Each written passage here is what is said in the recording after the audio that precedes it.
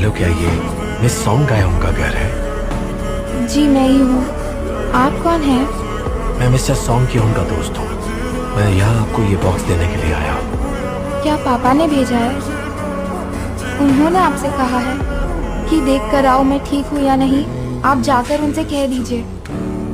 उनके कांटेक्ट करने या ना करने से मुझे फर्क नहीं पड़ता। वो मेरे लिए इस दुनिया में है ही नहीं, इसीलिए उनसे कुछ नहीं चाहिए। ये सारी चीजें मिस्टर सॉन्ग की उनकी हैं। मुझे अफसोस है वो इस दुनिया में नहीं रहे। ये सब वो आपके नाम छोड़कर गए हैं सॉन्ग गायों।